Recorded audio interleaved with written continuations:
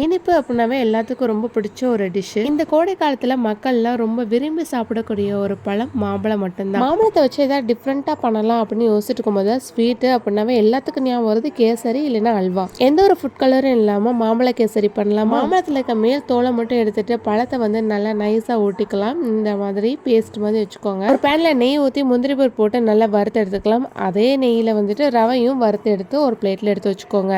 இப்போ அதே பேனில் கொஞ்சமாக தண்ணி ஊற்றிட்டு நெய் கொஞ்சம் ஆட் பண்ணிக்கோங்க. கொஞ்சமாக லைட்டாக உப்பு போட்டுட்டு நல்லா கொதி வந்த பின்னாடி ரவையும் ஆட் பண்ணி நல்லா கிண்டிடுங்க. ரவை நல்லா வெந்த பின்னாடி கொஞ்சமாக நெய் ஊற்றிட்டு அப்புறமேட்டு சுகரும் போட்டுக்கோங்க. நீங்கள் எப்படி ஸ்வீட் சாப்பிடுவீங்களோ அந்த அளவுக்கு ஸ்வீட் சேர்த்துக்கோங்க. இப்போ மேங்காய் பேஸ்ட்டையும் போட்டுட்டு கைவிடாமல் எல்லாம் ஒன்றா மிக்ஸ் பண்ணிவிட்டு கடைசியாக முந்திரி பருப்பு போட்டுட்டு வீட்டுக்கு வர கெஸ்ட்டுக்கு குழந்தைங்களுக்கு எல்லாத்துக்குமே தாராளமாக செஞ்சு கொடுங்க.